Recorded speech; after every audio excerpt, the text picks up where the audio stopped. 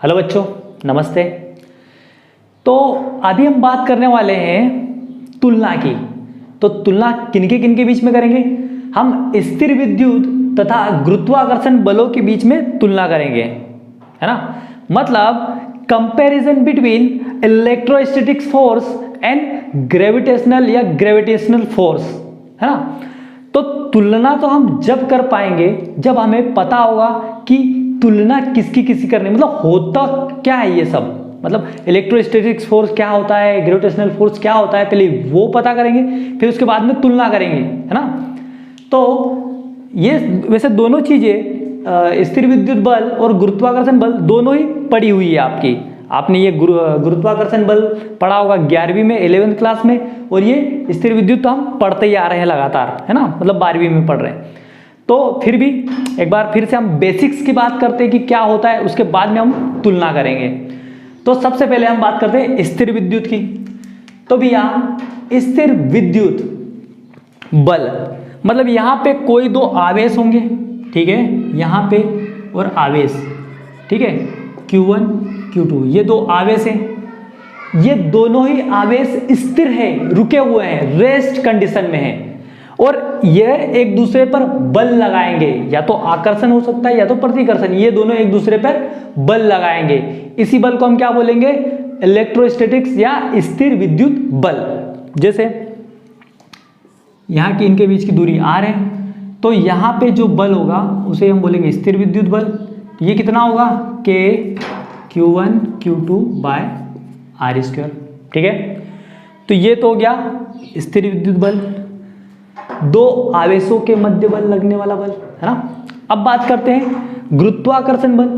तो यहां पे मान लो कोई एक पिंड है, ठीक है, जिसका द्रव्यमान, जिसका मास m1 है, और यहां पे कोई दूसरा पिंड है जिसका द्रव्यमान m2 है ना। और इन दोनों पिंडों की या इन दोनों बॉडीज के बीच की जो डिस्टेंस है, जो दूरी है, वो मान लो r है, जिसे यहां पे r थी। तो अब यहां पे इन दोनों पिंडों के बीच में एक आकर्षण बल लगेगा, ठीक है। तो वो आकर्षण बल क्या हो जाएगा? गुरुत्वाकर्षण बल, है ना। तो Fg वो कितना होगा? G m1 m2 bye r square, ठीक है। तो यहां तक समझ में आया कि ये होते क्या है। तो दो पिंडों के मध्य लगने वाला आकर्षण बल गुरुत्वाकर्षण बल होगा, और दो आवेशों के मध्य लगने वाला आकर्षण या प्रतिकर्षण बल क्या होगा? स्थिर विद्युत बल, ठीक है। तो अब हम तुलना करते हैं। तो तुलना दोनों चीजों की होगी, मतलब अगर दो जुड़वा भाई है राम और श्याम, तो राम और श्याम के बीच में तुलना करनी है, तो वो कितने दोनों एक दूसरे के समान है या कौन कौन सी उनके अंदर डिफरेंसेस है, मतलब असमानता है, दोनों चीजें बात करेंगे। तो सबसे पहले हम बात करते हैं इन दोनों बलों के बीच में समानता, है ना, समानता है, ठीक है। तो नंबर 1, आप इन दोनों को देखो तो आपको एक चीज क्लियर पता चल रही है कि ये दोनों बल किस चीज का पालन कर रहे हैं? एक नियम का पालन कर रहे हैं, है ना, व्युत्क्रम वर्ग नियम, इनवर्स स्क्वायर लॉ या व्युत्क्रम वर्ग नियम। मतलब आप दोनों जगह देखोगे तो आपको यहां पे भी ये पढ़ा था, जब भी F is inversely proportional to 1/r square, मतलब दूरी के वर्ग के व्युत्क्रमानुपाती होता है यहां पे बल, ठीक है। और ये जब पढ़ा होगा आपने, Fg भी पढ़ा होगा, तो यहां पे भी आपको दिख रहा है Fg r स्क्वायर, मतलब यहां पे भी व्युत्क्रमानुपाती होता है दोनों पिंडों के बीच की दूरी के वर्ग के, मतलब दोनों ही व्युत्क्रम वर्ग का नियम का पालन कर रहे हैं, है ना, ठीक है। आगे चलते हैं। दूसरी समानता आपको क्या दिखाई दे रही है? सोचो, देखो दोनों ही केंद्रीय बल है, बल मतलब केंद्रीय बल मतलब इन दोनों पिंडों के बीच में जो आकर्षण बल लगेगा वो केंद्र के अनुदिश लगेगा। मतलब ये जो लगेगा बल ये यहां कहीं लगेगा, ठीक है, इस लाइन पे ही लगेगा, है ना। जो आकर्षण बल लगेगा इन दोनों पिंडों के जो केंद्र है, जो सेंटर है, सेंटर के अलाइन ही लगेगा, है ना, एकदम इसी लाइन पे लगेगा। एक लाइन है जो दोनों पिंडों के केंद्र को जोड़ती है, उसके ही अनुदिश लगेगा, है ना। ये जो बल लगेगा यहीं पे लगेगा।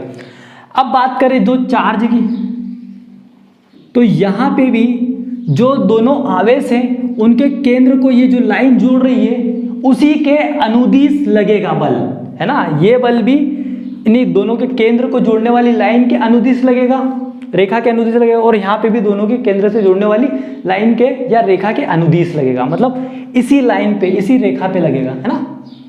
ठीक है, तो ये दोनों क्या हो गए, केंद्रीय बल। और कुछ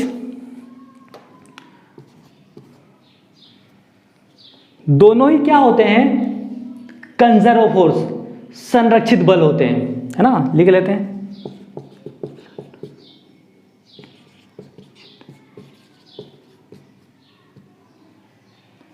मतलब इन दोनों बलों के द्वारा जो किया गया कार्य होता है वो मार्ग पर निर्भर नहीं करता है ना, इसीलिए इसको बोलते हैं संरक्षित बल।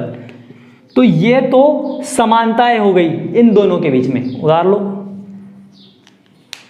छाप लो, छाप लिया, ठीक है। अभी हम इनके बीच में बात करेंगे असमानताओं की।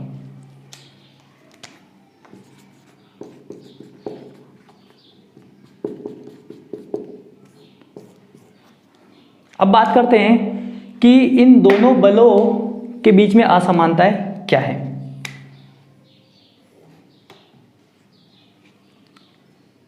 ठीक है, तो पहला कि यहां पे जो दोनों आवेशों के मध्य जो बल लग रहा है जिसको हम स्थिर विद्युत बल बोल रहे हैं, वो आकर्षण बल भी हो सकता है या प्रतिकर्षण बल भी हो सकता है ना। दोनों चार्ज एक दूसरे को अट्रैक्ट या रिपल कर सकते हैं, मतलब अट्रैक्टिव फोर्स भी हो सकता है या रिपल्सिव फोर्स भी हो सकता है।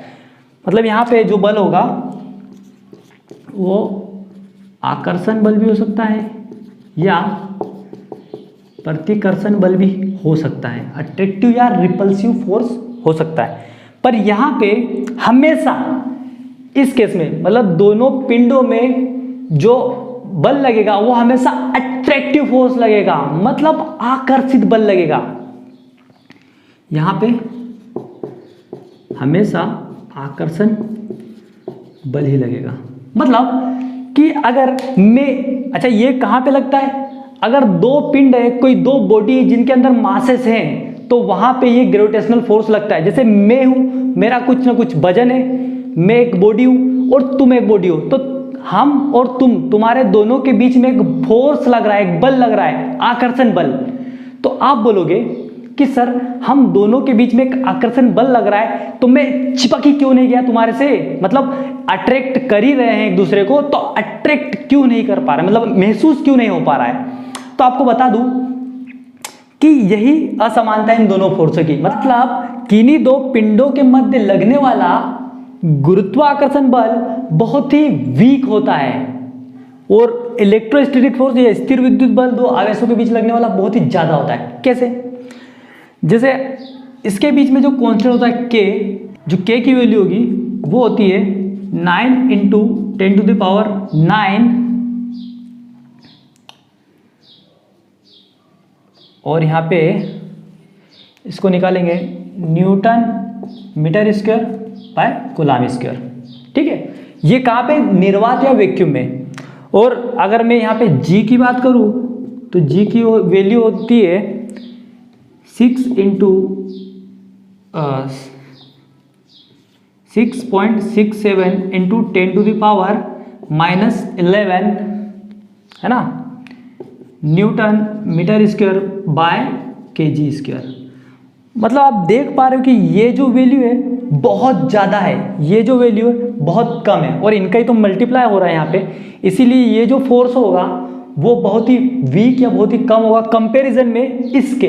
इसीलिए हम मतलब किसी के साथ में एकदम अट्रैक्ट नहीं हो जाते, कोई सी भी चीज़ हमारे से अट्रैक्ट नहीं हो जाती, हमें महसूस नहीं होता, ये जो गुरुत्वाकर्षण बल होता है यही कारण है ना। और तीसरा, इनके बीच में असमानताओं की बात कर रहे हैं। हाँ, तो यहाँ पे एक असमानता ये जो स्थिर विद्युत बल है ये माध्यम पर डिपेंड करता है, मतलब यहाँ पे K की वैल्यू चेंज होगी अगर हम मीडियम को चेंज करेंगे, माध्यम को चेंज करेंगे, मतलब ये माध्यम पर डिपेंड करता है ना। ये दूसरा तो हो जाएगा कि ये अधिक होता है,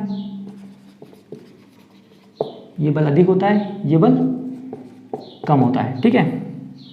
मतलब यहाँ पे बात करूँ FE ग्रेटर देन FG। तीसरी की बात करता हूँ कि ये माध्यम पर डिपेंड करता है ना, और ये माध्यम पर डिपेंड नहीं करता, मतलब किसी भी माध्यम में ये G का वैल्यू है वही रहेगा। मतलब यहाँ पे एक चीज़ ये बोल सकते हो कि G जो है ना, ये एक यूनिवर्सल कांस्टेंट है, मतलब